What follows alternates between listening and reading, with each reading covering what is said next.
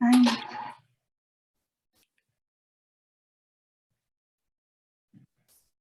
Ya, sí, lo logré.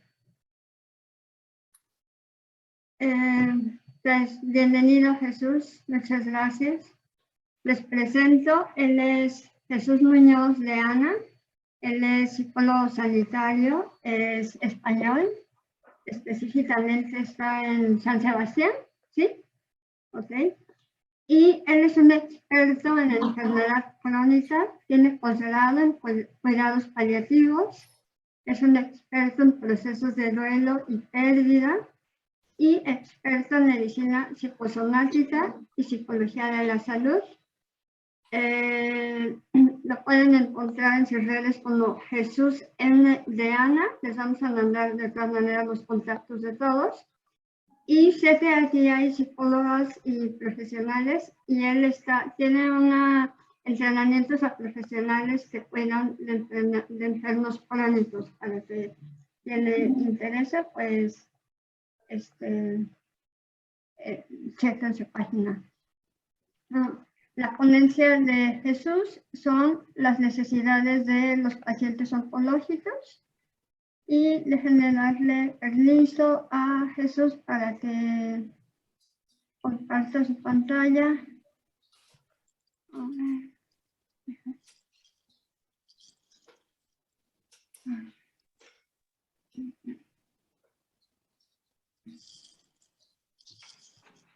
Eso no es así. A ver, ¿listo? Vale. No sé si me faltó decir algo, Jesús. Parece a Salomón, ¿no crees?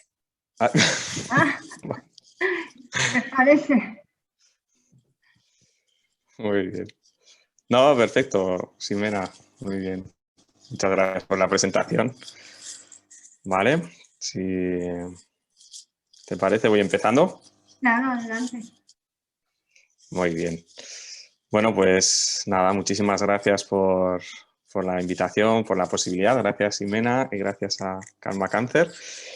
Y bueno, como ha dicho Ximena, pues me llamo Jesús, soy psicólogo de profesión y quizás, pues bueno, vengo hoy con este rato, ¿no? con la intención de hablaros de este tema, ¿no? De las necesidades de las personas en un proceso oncológico, con una enfermedad oncológica. Y bueno, si me permites o me permitís, pues compartir la sensación, ¿no? Quizás que he podido sentir al practicar, ¿no? Al hacer esta pequeña clase de yoga, lo cual agradezco porque también me ha permitido como conectarme, ¿no? con este espacio y traeros esto, ¿no? Esta sensación que tienen estas dos hojas del árbol, ¿no? que se acompañan en este proceso, ¿no? en este encuentro, ¿sí? Hoy, porque ayer fue el Día Mundial contra el Cáncer y hablamos de los cuidados justos, ¿no? Que sean por unos cuidados justos o más justos. Yo creo que eso es muy importante. Por eso las necesidades tienen un papel importantísimo en este proceso, ¿no? Y digamos, en esto de ser más justo, de que los cuidados sean más justos, ¿vale? A ver si puedo... Eso es. Bueno, la idea que os traigo es favorecer el conocimiento y la reflexión sobre algunas de las necesidades que pueden tener las personas con una enfermedad oncológica, viendo también el impacto que supone la enfermedad y cómo podemos ver, ¿no? Que al cubrir esas necesidades podemos aliviar ese impacto, ¿no? De alguna manera ese impacto puede ir siendo más aliviado, más liviano, etc. Y quizás pues obtener o dotar, ¿no? A los participantes, las personas que estéis aquí, profesionales y no profesionales, por supuesto, herramientas para cuidarse en el proceso oncológico. Desde ahí, mi idea es que podamos también hacer, ¿qué vamos a hacer? ¿No? Pues algunos conceptos clave, algunas ideas teóricas también y compartir algunas prácticas. Para eso os pediría que si pudierais, por un lado, ¿no? Pues tener una hojita con un boli, ¿no? Ir apuntando algunas para poder responder a algunas de estas prácticas que yo os voy a proponer. Os iré compartiendo también algunas historias de vida y quizás también pues, vayáis pensando vosotras, ¿no? en otras vivencias, ¿no? que pudierais compartir o que estaría bien desde ahí, ¿no? Vamos a romper el hielo. Este no soy yo, ya me gustaría, pero no es el caso. Y para romper el hielo también os voy a pedir bueno, que cerréis brevemente los ojos, ¿no? Durante unos segundos y toméis un poquito de aire, ¿no? Y podáis escuchar un poco estas palabras que os traigo, ¿no? que os quiero compartir, ¿sí? Cerráis los ojos, tomáis un poco de aire y soltáis. Y escucháis un poco esto que os comparto, ¿no? Este es un espacio seguro para ti. Este es un espacio seguro para ti. Un espacio lleno de respeto, de confidencialidad, un espacio para hablar, para pensar desde el yo, un espacio seguro en el que no hay forma de realizar mal estas prácticas, estas propuestas que yo os traigo, un espacio de colaboración y un espacio en el que los hechos biográficos no se discuten, son siempre ciertos, porque son las historias que nos contamos, ¿no? Las historias que nosotros compartimos de cada uno, de cada una. Seguimos con los ojos cerrados, tomando aire y soltando. Este es un espacio seguro para ti. Otra vez cogemos aire, soltamos y podemos ir abriendo los ojos, ir reconectando en este espacio de seguridad, ¿no? De alguna manera. Comienzo con algunas reflexiones que bueno, vamos a ir desarrollando a lo largo de este ratito que pueda conversar con vosotros y vosotras, qué tiene que ver con esto, ¿no? Que ayudar y acompañar a convivir con esta nueva situación o con la situación de la enfermedad oncológica implica hacerlo de la mejor manera posible, ¿no? Tratar esa convivencia para que sea de la mejor manera posible. Que tanto la persona como la familia, ambos, los dos, son muy importantes y que son lo que llamamos, ¿no? La unidad de tratamiento, ¿no? Como unidad, ¿no? Como persona y familia. La familia se puede entender de muchas maneras, porque muchas veces la familia son las personas cercanas, ¿no? Que hacen bueno, se sienten como familia. Pero esas dos componentes, ¿no? La persona y la familia, son clave en esto. Y se alcanza el tratamiento, digamos, más eficaz y apropiado, sobre todo con la atención a los detalles y la buena comunicación. Centrarnos en los detalles, ¿no? Personalizar, centrarnos en la persona y la buena comunicación. La comunicación es clave en todo esto que os voy a compartir. Quizás la experiencia de una enfermedad como es la enfermedad oncológica se pueda ver desde estas dimensiones, ¿no? Digamos que es algo multidimensional y esta mirada pues, puede también ayudarnos, ¿no? Porque es algo muy particular, es algo del individuo y es algo único para cada persona, aunque el nombre pueda ser el mismo.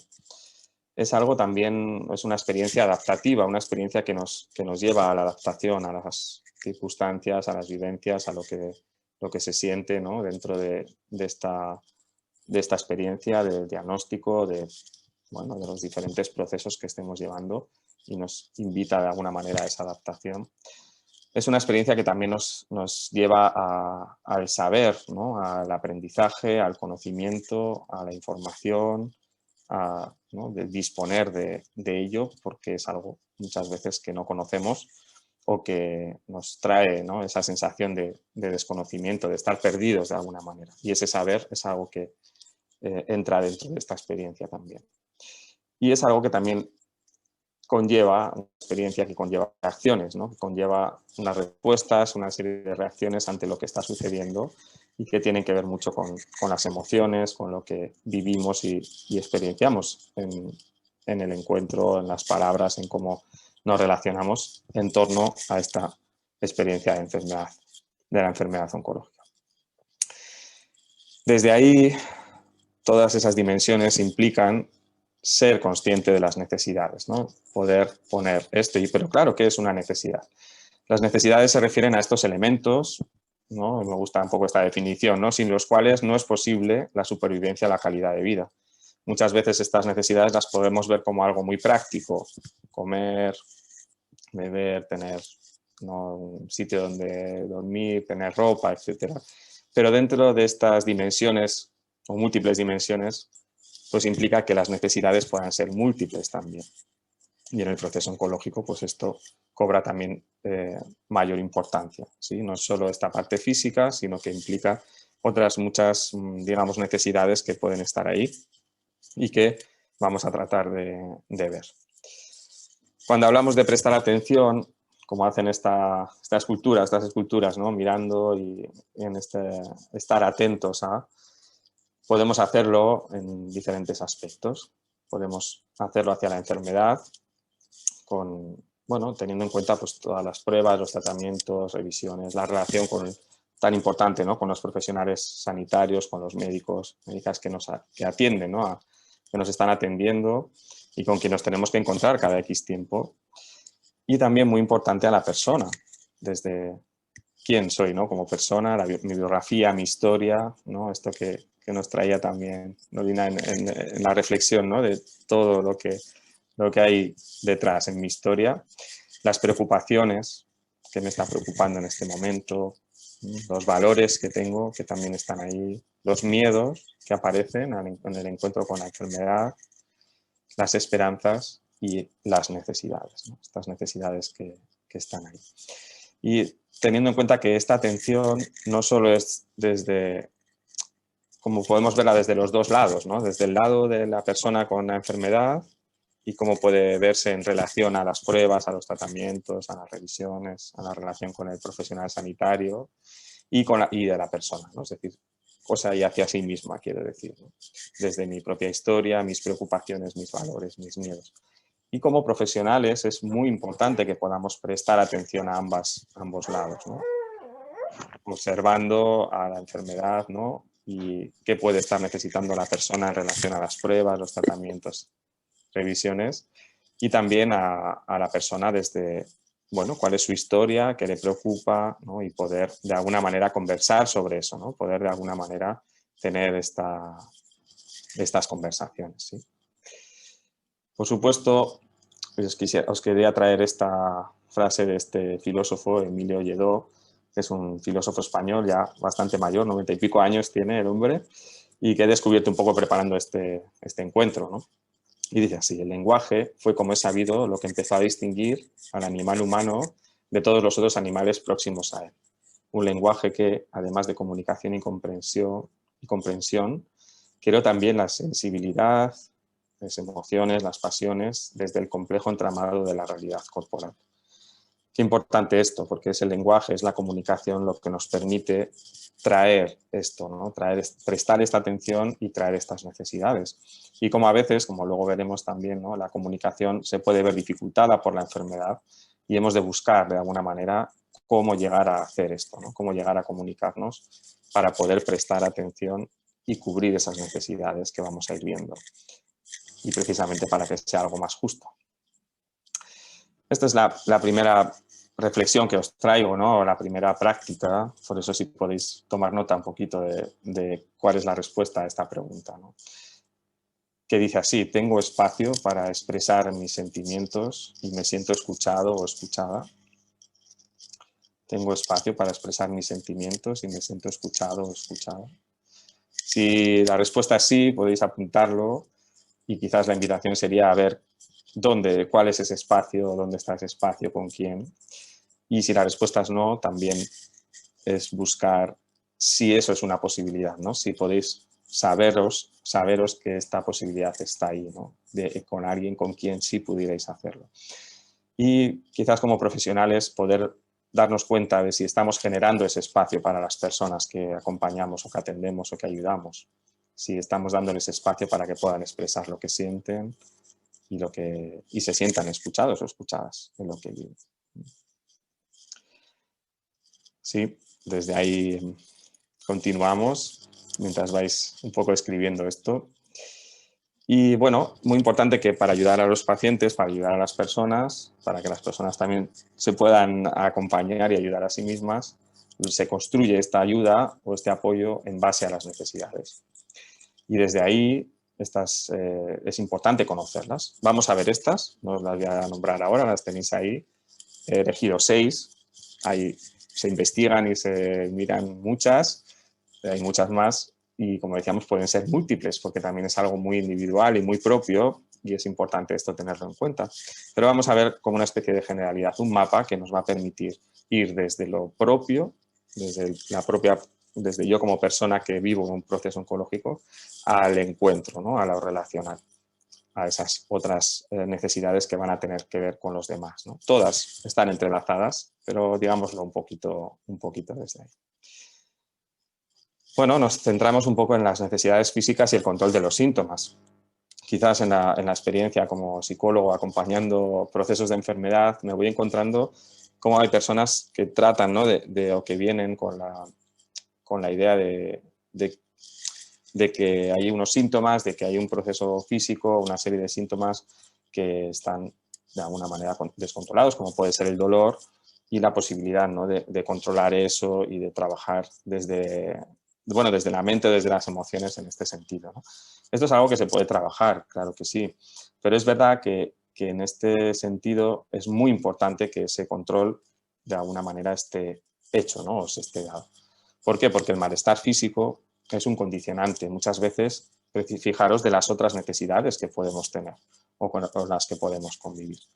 Y que cuando hay síntomas que no están controlados, pues se convierten de alguna manera en el centro de la vida del paciente, ¿no? En el centro de nuestra vida, porque eso está como tocando la puerta todo el rato, ¿no? Y de alguna manera está marcando esa continuidad en que nos centramos ahí. Y pretender, ¿no? Como que solo desde lo psicológico de alguna manera se pueda controlar, no, pues hay que hacer otras cosas, ¿no? Y eso es importante, no solo eso. Combinado, pues seguramente sea mucho mejor porque va a ayudar mucho, ¿no? Por eso el alivio y el control de los síntomas tiene unos efectos también, ¿no? Que es aumentar esta sensación de seguridad y de confianza en que estamos siendo bien cuidados por los profesionales sanitarios. Fijaros, esta semana conversaba con una paciente que compartía que un síntoma que estaba teniendo pues era una hinchazón, ¿no? en el estómago y no sabía de qué era esa hinchazón. Y esa hinchazón, aunque pueda parecer algo sencillo, se estaba convirtiendo en el centro de su día a día, porque estaba dejando de comer, porque estaba dejando ¿no? Tenía que buscar la manera y no había una respuesta que ella tuviera, ¿no? De esto de por qué es, esto es de la enfermedad, esto no es de la enfermedad. Entonces, cuando pudimos conversar, ¿no? Ella pudo ver también, ¿no? que poder tratar ese síntoma, poder hacer algo con ese síntoma era importante y pudo conectar con el médico, ¿no? Pudo contactar con los profesionales sanitarios que la atendían, ¿no? Entonces, este camino a veces se para, ¿no? Un poco en el momento en el que aparecen los síntomas, en el que tratamos, bueno, pues de llevarlos, de hacer, y es muy importante ver esto, ¿no? Que precisamente aliviar y controlar eso, buscar eso, es algo que ayuda mucho y que conlleva un aumento en este bienestar, ¿no? En esta sensación de bienestar. Y eso es algo que nos puede ayudar mucho a descentrar, ¿no? Y que eso pueda permitirnos continuar. Esta pequeña pregunta, volvemos al papel, volvemos a que tengáis este espacio, ¿no? Que nos demos cuenta si en estos síntomas que como personas en el proceso oncológico hayáis podido tener, qué efectos ha tenido en ti cuando se han aliviado, ¿no? Y se han controlado los síntomas provocados por la enfermedad. ¿Qué efecto ha tenido esto en ti, ¿no? Cuando se ha aliviado y controlado esos síntomas? Y si somos profesionales, quizás que nos hagamos la pregunta al revés, ¿no? Que podamos ver qué efecto ha tenido en los pacientes, en las personas que acompañamos o que tratamos, cuando se ha aliviado y controlado esos síntomas. Ver esto también nos puede permitir asegurarnos de ello, ¿no? De buscar eso de alguna manera. Porque a veces, ¿no? Lo he visto en procesos de dolor, las personas cuando el dolor no es muy agudo, no es muy intenso, pero se mantiene en el tiempo, tratan de aguantar, ¿no? Hace poco había un chico con 18 años, ¿no? Con un tema de dolor bastante fuerte y decía, es que voy al hospital, me controlan y vuelvo otra vez a casa y vuelve el dolor, voy al hospital, me controlan. Había tenido como varios ingresos, ¿no? Y compartía que no quería volver al hospital, que era algo que no quería hacer. Pero es que está en un proceso con un tratamiento, ¿no? Y este tratamiento seguramente tiene que cambiar y tiene que ajustarse, ¿no? Y qué difícil era para él, ¿no? Como sostenerse en el dolor, porque no le dejaba dormir, no le dejaba comer, no le dejaba trabajar ni estudiar, y además esta dificultad, ¿no? Para ir al médico, ¿no? O volver a contactar con los profesionales que le llevan y poder beneficiarse de este alivio y este control de los síntomas mientras buscan digamos, este dolor, ¿no? Este control del dolor y el tratamiento más adecuado, digamos, para él. Seguimos un poquito con otras necesidades mientras vais ahí reflexionando y apuntando, ¿no? Y estas necesidades psicológicas también son importantes, ¿no? Digamos que con la enfermedad puede aparecer esta sensación de amenaza y de indefensión. Lo he hablado con muchas personas con diferentes enfermedades y diferentes procesos, también procesos, como decimos, ¿no? Aquí, oncológicos de cáncer. Y claro, el encontrarnos con este diagnóstico, con los síntomas, etcétera, pues puede traer esta sensación de amenaza e indefensión, muchas veces porque tenemos la sensación de que no podemos controlar las cosas, ¿no? De que hay una especie de descontrol. Como decíamos también, la comunicación, que es tan importante, muchas veces se ve dificultada, sobre todo por la propia enfermedad, por la medicación, muchas veces también por las emociones, ¿no? Por el estado emocional, el estado de ánimo en el que nos encontramos, el sentirnos bloqueados y no poder expresar lo que sentimos, lo que estamos viviendo siquiera, o sentirnos tan emocionados en la tristeza o en el enfado, que es lo único que sale, ¿no? Que es lo que se comparte y lo que sale ahí, ¿no? Y digamos que para conocer realmente las necesidades psicológicas, lo podemos hacer, o lo mejor que podemos hacer, es preguntar directamente sobre ellas, ¿no? Porque en esas dificultades de comunicación tenemos que buscar la manera de hacer, ¿no? Me acuerdo en una unidad de cáncer, ¿no? En una hospitalaria, de compartir con una colega psicóloga, ¿no? La posibilidad de comunicarnos con un hombre que no tenía la voz, ¿no? O sea, no podía hablar por el proceso oncológico que estaba llevando. Y buscamos juntos, ¿no? Un poco qué elementos podrían ayudarle, ¿no? Desde una pizarra, imágenes que podíamos compartir con él para que nos pudiera señalar cosas, etcétera. Es decir, poder poner palabras, símbolos, signos a ese significado, ¿no? Para que esas necesidades pudieran ser de alguna manera expresadas y atendidas, escuchadas desde ahí. Aquí vienen un poco estas necesidades, ¿no? Fijaros en esta, que importante, la necesidad psicológica de seguridad. Esto tiene que ver con sentirse bien cuidado, ¿sí? Si os parece, vais chequeando un poco si sentís esto, si esto está bien para vosotros. Y también como profesionales, si proveéis de esta sensación, ¿no? O lográis que las personas que atendéis se sientan bien cuidadas de alguna manera. Otra sensación, esto lo traía Lorena también antes, ¿no? La sensación de pertenencia, ¿no? Como sentirnos necesarios, sentirnos personas necesarias. Muchas veces hay otras sensaciones cuando convivimos con un cáncer, y esto de ser necesario o del sentimiento de pertenencia puede tambalearse de alguna manera. Pero es importante ver la pertenencia a la familia, lo necesario que somos en la familia, lo que seguimos aportando pese a estar, ¿no? Con la enfermedad, a pesar de la enfermedad, el espacio comunitario en el que nos encontremos, en el que podamos seguir participando de otra manera. Igual tiene que ser una manera distinta. Vamos a ver cómo se puede hacer.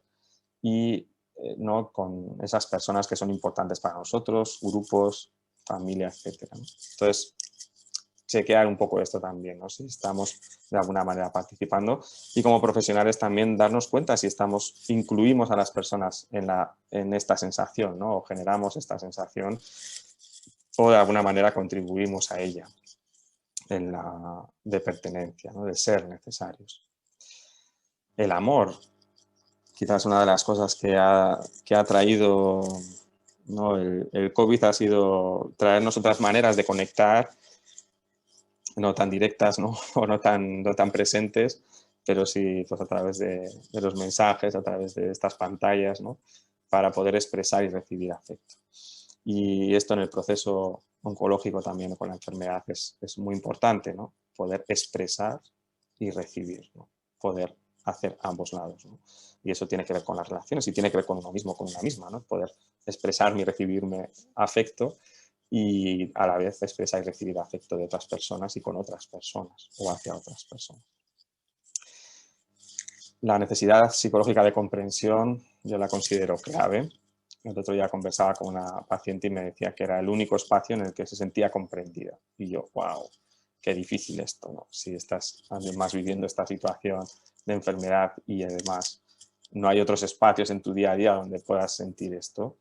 Fijaros que tiene que ver, ¿no? Si lo llevamos a este espacio de la enfermedad, tiene que ver con el proceso, ¿no? Poder hablar sobre el proceso y las vivencias al respecto. Estos miedos, las preocupaciones, las esperanzas, los valores, ¿no? que hay ahí, requieren de esa comprensión también, ¿no? Es decir, la posibilidad de hablar, de comunicarnos y sea de lo que sea, pues el miedo a la muerte, el miedo a los límites, el miedo a la dependencia, las posibilidades, los deseos que tengo, los objetivos que tengo, poder hablar, ¿no? Poder comunicar eso de alguna manera, sintiendo esa comprensión desde ahí.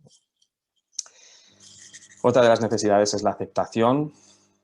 Fijaros qué importante esto también, ¿no? Como elemento, ¿no? Es poder sentirnos aceptados por nuestro estado de ánimo, por cómo nos estamos sintiendo.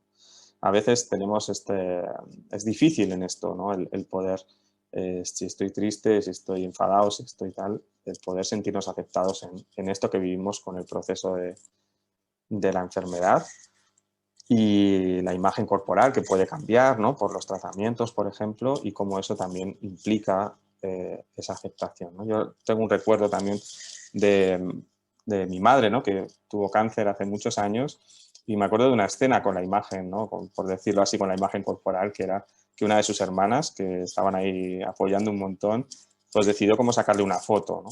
Y mi madre, pues su estado físico, digamos, era bastante... bueno, pues era deteriorado de alguna manera. Y esa foto, claro, mi madre la vio cuando la imprimimos, porque en aquella época se sacaba la foto, ¿no? En papel, digamos, y mi madre rompió la foto, no podía verse, ¿no? Entonces, eso sirvió a mi tía, ¿no? Para poder acompañar a mi madre como mi madre necesitaba, ¿no? Es decir, pudo aceptar la experiencia que tenía mi madre con respecto a la imagen corporal y mi tía pudo estar ahí como mi madre necesitaba también. Entonces, sentirnos aceptados en cómo nos sentimos y en cómo estamos físicamente, por ejemplo, y en otras muchas experiencias, en los deseos de hablar ¿no? De la muerte, del miedo, de lo que estemos viviendo, de la esperanza, de todo, es tremendamente importante, ¿no? esta necesidad. Desde ahí también el amor propio, ¿no? Que implica el poder tomar decisiones, ¿sí? El amor propio implica este efecto, ¿no? Que tiene en mí cuando yo decido ciertos elementos, ciertas cosas que están sucediendo y sobre las que tengo ese poder, ¿no? Ese control para tomar decisión. Y eso genera y alienta, ¿no? Alimenta ese amor propio, por decirlo así. Y la confianza, ¿no? Que es, bueno, ese espacio de confianza, esa necesidad psicológica de confianza que nos permite poder comunicarnos de una manera más sincera, lo más sincera y además poder confiar en este buen trato, ¿no? En estar siendo tratado lo mejor posible. Y eso implica este trato justo, ¿no? Este cuidado justo que trae este lema, ¿no? de estos días. Así es que la pregunta que os traigo para reflexionar, para apuntar, sería dentro de esas necesidades, que las tenéis ahí escritas, de estas necesidades psicológicas, ¿cuál sería importante para ti en estos momentos atender dentro de tu proceso de convivencia con la enfermedad? ¿Sí? ¿Cuál de estas necesidades psicológicas es importante para ti atender dentro de este proceso de enfermedad? Y quizás como profesionales ponernos en este otro lado, ¿no? De las personas que atendemos, poder identificar qué necesidades psicológicas pueden estar necesitando también y poder conversar sobre ellas, ¿no? Traerlas a la consulta, traerlas al espacio de encuentro, precisamente para que puedan ser vistas, ¿no? Y ser respetadas o cuidadas, ¿no? Con estas sensaciones o estas necesidades de seguridad, de pertenencia, de amor, de comprensión, de aceptación, de amor propio, de confianza. Poder elegir, por lo menos una de ellas. Bueno, continuamos con esta necesidad, ¿no? También propia, desde lo propio, que es la de mostrarnos activos, ¿no? La de poder hacer cosas, ¿no? en el espacio-tiempo, ¿no?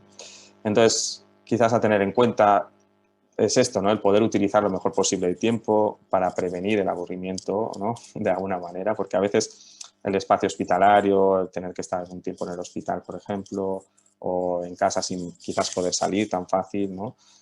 Por los límites o los tratamientos o lo que sea, implica también poder jugar con el tiempo. Y esto a veces es como que no lo preparamos, y quizás la propuesta es precisamente tenerlo en cuenta y poder prepararnos un poco en este sentido para cuidarnos, ¿no? con el tiempo.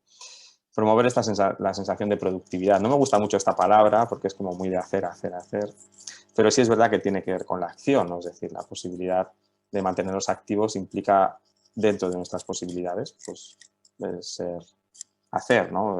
Crear algo, lo que sea, ¿no? Cada uno quizás pueda reflexionar sobre eso y alentar la independencia, ¿no? Esa independencia que pueda ser dentro de los límites, dentro de lo que haya, pues esto es como tenerlo en cuenta, ¿no? Y lo que puede ayudar en estos momentos, o en los momentos quizás en los que hay más dependencia, más límites, porque bueno, el tratamiento está siendo intensivo, fuerte, potente, por ejemplo, hay unos límites físicos, ¿no? que nos llevan, digamos, a sentir o a experienciar cierta dependencia o cierto grado de dependencia. Es centrarse en lo que uno puede hacer, en lo que sí se puede hacer. También, de alguna manera, que esos mensajes, ¿no? de ayuda, de comprensión, puedan ser congruentes, ¿no? Es decir, sean reales, sean ajustados a lo que se dice o a lo que se ofrece, ¿no? En cuanto a la ayuda o a la conversación, a la comprensión. Sentir también la libertad, ¿no? de expresar. Esto también ayuda mucho, ¿no? Cómo te sientes y ser escuchado, acompañado en ello, ¿no? Volvemos a la comunicación y, fijaros, ¿no? Sentir esa libertad para expresarlo. Como me decía una paciente, ¿no? que dices que no sé decir no. Y yo le digo, vale, pero tú a mí me has dicho que no, porque no pudiste venir la sesión anterior y me dijiste que no ibas a venir y no tuviste problema. Dice, no, a ti te dije muy fácil y enseguida y tal. Y le digo, ¿qué pasa para que tú puedas decirme a mí que no? Y me dice, es que confío en que puedo decirte un no y que tú me vas a comprender y me vas a escuchar, ¿no? Entonces esa sensación no la tenía con la gente cercana, ¿no? con la familia. Entonces esos noes se referían precisamente estábamos hablando además de las navidades, era de que ella no se sentía con fuerzas para decir que no a las navidades, ¿no? a las comidas, a poder organizar todo, a decir que no a eso. Y tenía que ver con esa confianza, ¿no? Y explorando tenía que ver con que desde hacía muchos años ella había siempre dicho que sí, pese a convivir con la enfermedad durante ya bastante tiempo, y sentía que ahora, en este tiempo, antes sí lo había podido hacer, pero ahora era muy difícil para ella hacerlo, ¿no? Y estábamos en ese encuentro, ¿no? Con poder decir este no, sintiéndose libre, ¿no? De expresar cómo se siente también con sus seres queridos, ¿no? Que no es que no haya amor, ni no haya que no la quieran, ni que no se quieran, sino que a veces en la comunicación pues hay estos elementos, ¿no? Poder tener información, ¿no? En el momento en el que lo solicites, cuando lo necesites, y quizás volvemos a esta sensación de control, ¿no? Sobre qué tengo control dentro de este proceso oncológico que estoy viviendo, que está en mis manos de alguna manera traer. A veces la sensación puede ser de que no hay nada en nuestras manos, pero sí lo hay, ¿no? Es el poder hacer estos movimientos, estas acciones, este posicionamiento también, ¿no? Este pararnos, arraigarnos, ¿no? Como nos traían al principio de la jornada, para poder tener esta sensación también sobre qué cosas, etcétera. Y esto también es algo a reflexionar, ¿sí? Así es que la reflexión ahora en este momento es precisamente esto, ¿no? ¿Qué actividad de alguna manera es importante para mí mantener en este momento del proceso que estoy viviendo? ¿Sí? ¿Qué actividad es importante para mí, ¿no? En este momento del proceso oncológico que estoy viviendo, ¿no? este momento en el que me encuentro. Porque eso puede ir cambiando a lo largo del tiempo y eso es importante verlo y hacernos, quizás la propuesta es hacernos esta pregunta de vez en cuando solos, ¿no? Es decir, como yo haciéndome esta pregunta y además en conversación con los demás, ¿no? ¿Qué es lo que ahora sí puedo hacer? ¿Qué es lo que es importante para mí mantener? ¿Cómo lo mantengo, ¿no? Recuerdo una paciente que le gustaba mucho cocinar, ¿no? Y era una de las cosas que trataba siempre de mantener en su proceso oncológico, ¿no? Y que cuando ya conversábamos, pues era uno de los puntos, ¿no? Que a ella le ayudaba. Y preparaba pues, las croquetas, que eran su plato favorito, pues era una de las cosas que preparaba y le encantaba hacer. Entonces había diferentes momentos de su experiencia en la que había más límites o menos para poder preparar, por ejemplo, esas croquetas y jugaba, ¿no? Pues si no puedo hacer tal cosa, pues si hago la masa, hago la masa. Si hago tal, hago cual. Si no puedo, pues preparo tal producto. Iba como haciendo. Pero era una actividad que era importante para ella. Tiene que ser esa, ¿no? Es la que para cada uno, para cada una pueda ser. Por lo menos en una, ¿no? Esta es la propuesta, por lo menos una, pero seguro que hay otras muchas que también se pueden incorporar y hacernos esta pregunta. Y como profesionales también, es decir, qué actividades podemos explorar con las personas que acompañamos precisamente para poder traer esto, ¿no? Para poder traer este posicionamiento hacia el hacer, ¿no? Hacia esa actividad. Y tampoco es que haya que hacer todo el rato, pero sí como plantearnos esto, ¿no? Un poquito desde ahí. Vais apuntando, vais reflexionando, vais conversando sobre esto. Bueno, quizás esta para mí es una de las necesidades más importantes que tienen que ver con los demás, ¿no? Como podéis ver, todo está entrelazado, pero sentirnos acompañados tiene que ver con los otros. Ahí ya sí que esta compañía también viene de fuera, ¿no? Puede venir de las personas que nos acompañan, que están alrededor, ¿no? Que están cerca, quiero decir. Y quizás traernos esto, ¿no? Sentirnos acompañados tiene que ver con algo que el COVID nos ha quitado un poco también, ¿no? O por lo menos aquí en España ha sido bastante potente, ¿no? En el espacio, por ejemplo, residencial, hospitalario, que es el tacto, ¿no? Aparte de que uno pueda tener más gente o menos con la que poder encontrarse o convivientes y cosas así, es el encuentro desde el tacto también, ¿no? Desde el poder acariciar, desde poder dar un abrazo, desde el poder... Entonces, sentirnos acompañados tiene que ver con el tocar, ¿no? Con el hacer este gesto de acariciar, de tocar. Y es verdad que también esta experiencia es algo muy, muy particular, que depende de muchos elementos, factores, experiencias, y que es algo que hay que hacer precisamente con ese tacto, ¿no? Es decir, con ese poder preguntar y ese poder acercarnos de la manera en la que necesitamos, ¿no? Que haya ese contacto o los límites que podamos poner a ese contacto físico. Por eso es como clave, ¿no? El poder preguntar, oye, ¿puedo darte un abrazo? ¿Puedo contactar? Y también al revés, es decir, poder pedir lo que necesitamos en este sentido para sentirnos acompañados. Pedirte un abrazo, pedirte una caricia, pedirte que te sientes a mi lado y no hagas nada más, pedirte que no puedas darme la mano, pedirte que... Yo me acuerdo acompañando a un chico con una enfermedad crónica que bueno, pues había como muchos límites, ¿no? Y estaba muy, muy, muy, muy asustado. Y me acuerdo que fui a visitarle, ¿no? Fui a verle al espacio residencial donde estaba y pues, con 23 años me parece que tenía. Y estaba recién salido de una intervención, en un proceso también bastante difícil y no hablamos todo el rato, solo me dijo, ¿me puedes dar la mano? Y estuvimos como media hora, un poco más. Bueno, cambiamos la mano porque también sudaba un poco, ¿no? Al final el estar ahí, ¿no? Y le digo, ¿puedo cambiar?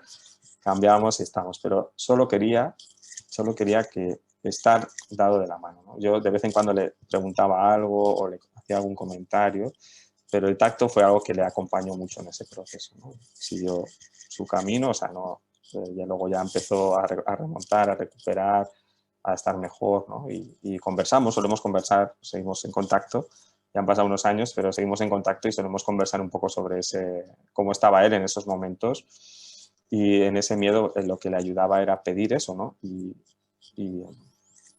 no hacía falta más que mirarle un poco y él decía, dame la mano, por favor, y ya está. Y te agarrabas y era ese contacto tan importante. Y el encuentro con lo que sientes, ¿no? Sentirnos acompañados también tiene que ver con sentir, ¿no? Y sentir tiene que ver con las emociones, los sentimientos, lo que nuestro cuerpo, nuestro ser, por decirlo de alguna manera, experimenta y siente. Y encontrarnos con eso a veces nos asusta, nos da miedo, no nos apetece, no queremos. La invitación también es poder encontrarnos con esas emociones, ¿no? Y eso nos va a permitir expresarlas, nos va a permitir sentirnos acompañados precisamente en las emociones. Es como decía esta mujer que os compartía antes, ¿no? Claro, si siempre digo que estoy bien, no saben que estoy preocupada, no saben que me da miedo poder hacer tal o cual cosa. Entonces, si no me encuentro con mis propias emociones, es más difícil poder sentirnos acompañados por otros en ellas, por lo menos, que es una de las cosas que también alivia esas emociones o difíciles de alguna manera, ¿sí? Y el encuentro con las emociones también buenas o que tienen un efecto positivo, bueno, no porque sean positivas, ¿no? Sino que tienen un efecto calmante, generador de alegría, ¿no? Lo que sea, también es muy importante porque nos podemos sentir acompañados ahí.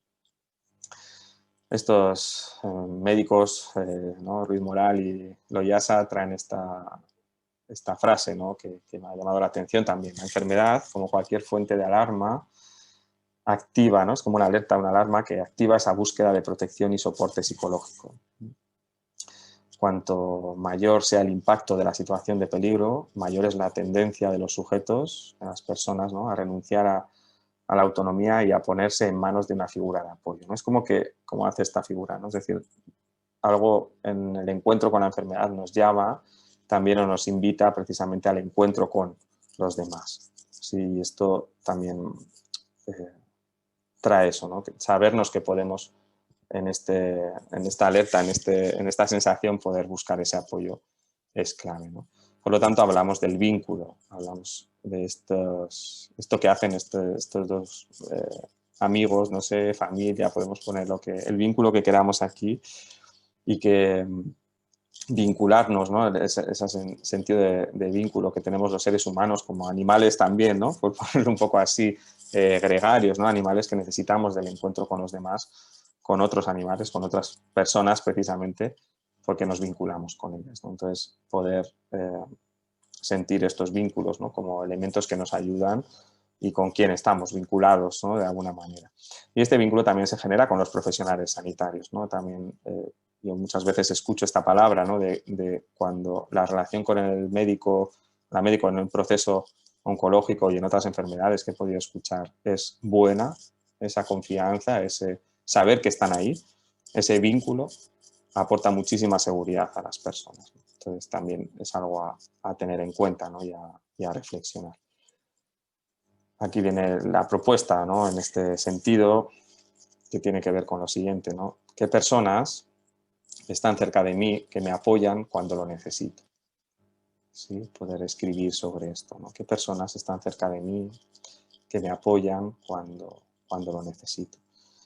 Y quizás también, ¿no? Como profesionales, hacernos la pregunta un poco al revés, ¿no? Es decir, yo como profesional puedo o estoy apoyando a esta persona que está aquí conmigo en la consulta cuando lo está necesitando o cómo lo está necesitando.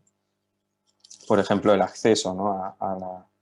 que el COVID también ha traído un poco aquí, por lo menos, ¿no? A veces de solo disponer de una consulta telefónica o de algo así, o del email incluso, pues ha sido algo que ha provisto de cierta seguridad, pero también de miedo un poco, ¿no?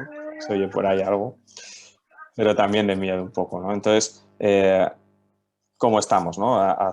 cerca del otro, de la persona que lo necesita, y también ser conscientes, ¿no? Como personas en un proceso con una enfermedad, en la convivencia con una enfermedad, en el proceso oncológico, ¿qué personas están cerca de mí, ¿no? ¿Qué efecto tiene eso en mí, ¿no? cuando están cerca y cuando me apoyan, ¿no? y están ahí cuando les necesito, ¿sí? La necesidad de apoyo social. Podemos expandir un poquito más, ¿no? De sentirnos acompañados a la necesidad de apoyo social. Esto también tiene que ver con los demás y implica esto, ¿no? Los efectos que tiene el apoyo social, la red de apoyo social, que podemos llamarlo así, pues pueden ser algunos como estos, ¿no? Amortiguar el estrés, ¿no? Es una situación que puede traer mucho estrés, de cómo hacemos, de organización, de pruebas, ¿no? De un proceso que puede traer estrés, puede conllevar estrés. Pues esta red de apoyo social, o tener una red de apoyo social consolidada, puede amortiguar eso. Por ejemplo, pues, ¿qué hacemos si tenemos niños pequeños y tenemos una red que nos ayuda cuando tenemos que ir al hospital o cuando tenemos que tal? Pues eso es muy importante, ¿no? Suelen compartir unos amigos míos que tienen familia, pero que tienen una niña pequeña. Pero claro, los familiares que tienen son muy mayores y no pueden de alguna manera ocuparse o cuidar a la niña, ¿no? como pudieran necesitar ellos, porque han andado pues, en estos procesos también médicos y bueno, pues han tenido que hacer malabares, ¿no? Para poder hacer. Entonces la red es importante porque puede proveer de esto. También nos da, no sé si mejor, pero otro enfoque, otras perspectivas sobre la situación, también nos ayuda a ello. Y también facilita lo que digamos es el proceso de adaptación ante la enfermedad, ¿no? Porque esta adaptación que comentábamos un poco al principio es un proceso y como proceso va a depender también y puede estar influenciada por esta red, es decir, por cómo son este apoyo social que recibimos. Desde ahí, el apoyo social lo pueden dar diferentes, ¿no? Esta red está compuesta de diferentes componentes. Por un lado está la familia, ¿no? La familia. Por otro lado, las amistades o personas cercanas que no tienen la categoría de familia, pero que se pueden considerar también. Los servicios sociales, ¿no? Depende un poquito de la zona donde estemos o del espacio donde estemos, pues habrá una serie de servicios u otros. Los profesionales sanitarios también forman parte de este apoyo social y de esta red. Los cuidadores, profesionales también. Y el voluntariado, ¿no? Lo incluyo porque trabajo mucho desde el tema del voluntariado, con grupos de voluntariado en situaciones de enfermedad y de duelo, y el voluntariado también es un aporte a esta red. Chequeando, ¿no? Es decir, que podáis ver un poco de qué está compuesta vuestra red de apoyo social y qué figuras o elementos faltan, ¿no? Por supuesto, este apoyo social también es algo comunitario y también es algo que implica que si yo estoy solo y no tengo familia, pueda ser cubierto ese apoyo social por una asociación, un espacio, los servicios sociales, otros cuidadores, profesionales, etcétera, pero que sea la comunidad también la que provea. Y por lo tanto también esta red es algo que yo entiendo como un derecho, que implica estos cuidados más justos y que implica también lo que sería una reflexión, ¿no? sobre lo que es la legalidad también en esto, ¿no? Cómo la ley ampara o el Estado, ¿no? Es proveedor también de esta red de apoyo social, ¿sí? Y eso creo que es algo muy importante. Quizás también ahí hablamos también de diferencias o de posibilidades económicas, por ejemplo, desigualdad, etcétera, ¿no? Y cómo todo eso tenemos que buscar la manera de que se construya como red, ¿no? y facilite el proceso. Y fijaros que el buen apoyo social transmite, cuando está bien hecho, pues una serie de sentires también para las personas. Eres querido o querida, es esta sensación también de eres tenido en cuenta o tenida en cuenta, eres estimado, estimada, valorado, valorada, y fijaros, vuelve la sensación de pertenecer, ¿no? De pertenencia. No estás solo, no estás aislado del mundo, sino que esta red social o de apoyo social puede ser co-construida también entre los diferentes componentes y sobre todo nos ayuda a sentirnos pertenecientes a, ¿no? Y a seguir pudiendo convivir con, ¿no? Y tenemos, digamos, como tres tipos de apoyo social, ¿no? Desde ahí un apoyo más emocional, como pueden ser, pues, como decimos, también la familia, etcétera. El apoyo más informativo, que este apoyo tiene que ver pues, con el conocimiento sobre los recursos que hay, los recursos comunitarios, los espacios donde poder aprender, donde poder obtener más información sobre los tratamientos, sobre el proceso a seguir, sobre diferentes recursos que haya también en el entorno. Y el apoyo social también tiene que ver con lo tangible. ¿Esto tangible qué quiere decir? Pues es principalmente algo ya más práctico, pues una ayuda económica, ¿no? Tener un apoyo también desde los materiales, por ejemplo, poder necesitar, ¿no? Una cama articulada o una silla de ruedas, no sé, diferentes elementos que puedan estar accesibles para la persona, es decir, algo mucho más práctico. Entonces, fijaros un poco en ese espacio, ¿no? Y si la persona está sola, pues uno de los recursos, como decía antes, es el voluntariado. Yo me acuerdo de dos asociaciones, ¿no? Que colaboramos, bueno, que colaboro, pues pudimos crear una pequeña red para acompañar a un hombre que solo tenía un familiar, pero no era un familiar conviviente, no era por esto del COVID, sino que era un primo y no tenía más familia y estaba en un proceso oncológico y iba a ir a pasar del espacio hospitalario al domicilio. Entonces, las posibilidades o los recursos en el domicilio en cuanto a personas, pues eran súper limitados solo por este familiar, que era quien podía estar. Entonces, con la red de voluntariado, pues se consiguió un poco apoyar a este hombre, ¿no? en su proceso, mientras, bueno, pues, tenía que estar en casa. Así es que la práctica con el apoyo social o esta propuesta tiene que ver con lo siguiente, ¿no? ¿Qué palabras, gestos, frases te han dicho o hecho que te han ayudado de alguna manera o te han hecho sentir querido o querida? Y también cuáles no te han ayudado a sentirte ni te han hecho sentir querido o querida.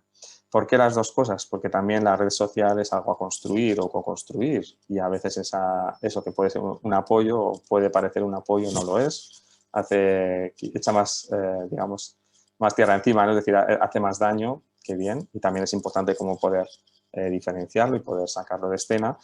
Y por otro lado, pues, cuando identificamos quiénes nos ayudan, qué red nos ayuda, qué espacio nos ayuda, qué comunidad nos ayuda, nos hace sentir queridos y nos hace sentir queridos. Eso también es algo que podemos potenciar, que podemos también ahí compartir y generar, ¿no? Y desde ahí poder hacer, ¿no?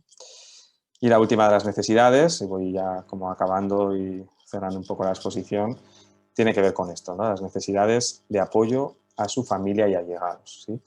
Esto tiene que ver con lo siguiente, y es que muchas veces cuando estamos en un proceso oncológico o con una enfermedad, lo que sentimos es que estamos preocupados también por los familiares, por las personas de al lado, ¿no? Y de lo que está suponiendo también la enfermedad para ellos y qué les puede estar pasando o sucediendo.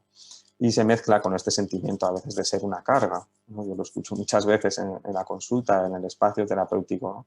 Y esto es importante también porque esta preocupación es una necesidad también que la persona en el proceso oncológico puede vivir y es algo a atender. ¿Y cómo lo hacemos? Pues principalmente sabiéndonos, ¿no? Saber, aprender, conocer, ver y proveer de esto, ¿no? Es decir, que la familia también está informada del proceso y de la evolución de la enfermedad. Sabernos que la familia también sabe manejar los síntomas, ¿no?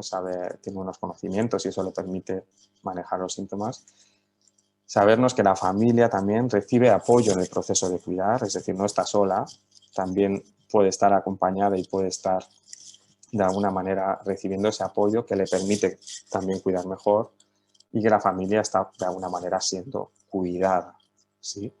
Entonces también, aunque yo esté viviendo esto, conocer cómo mi familia está viviendo esto, ¿no? Porque muchas veces se produce esta dificultad, ¿no? Lo que un poco la conspiración de silencio, pues nadie habla, no compartimos cómo estamos, nadie quiere preocupar al otro, ni la persona que está con la enfermedad, ni los de al lado. Entonces es una mezcla, ¿no? Como decíamos al principio, es una unidad de tratamiento y por lo tanto también es una unidad que comparte esto y conocer o saber que la familia puede tener todo esto también es importante. Y esta es un poquito la reflexión en este sentido, ¿no? Que es, puedas pensar en una persona que es importante para ti, que consideras que en este momento necesita también apoyo, ¿no? Necesita apoyo dentro de lo que estáis viviendo también, ¿no? Es decir, cómo poder ponernos un poco en posición o en situación y como profesionales también considerarlo de las personas que acompañamos, ¿no? Que es lo que pueden estar también necesitando.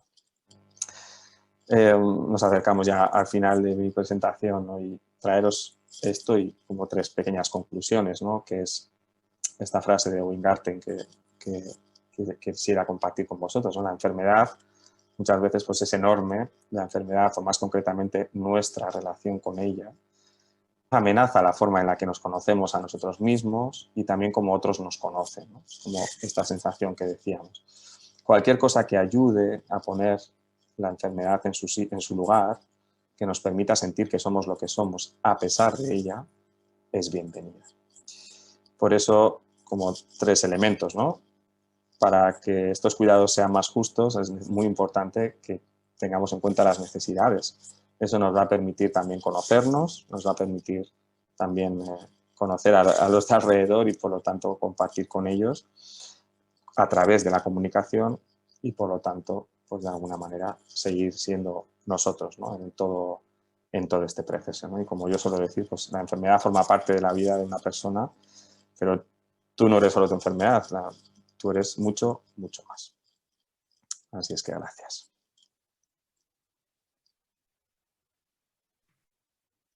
Muchas gracias, Jesús. La verdad que me gustó mucho cuando se hizo la cadena de lo que trabajó Lolina, ¿no? Estuvo muy de la mano con lo que tú nos presentaste. Y eso hace como que trabajemos en diferentes niveles las mismas cosas. Entonces, muy lindo. Y también pensaba que como pacientes y como familias es importante tener una visión más amplia del contexto para que todas estas ideas, cuando no tenemos un buen control de síntomas o no tenemos el apoyo psicosocial necesario, o todos estos elementos de los que todas las que no están del todo presentes, tendemos mucho pues a sentirnos mal, ¿no? A sentirnos solos,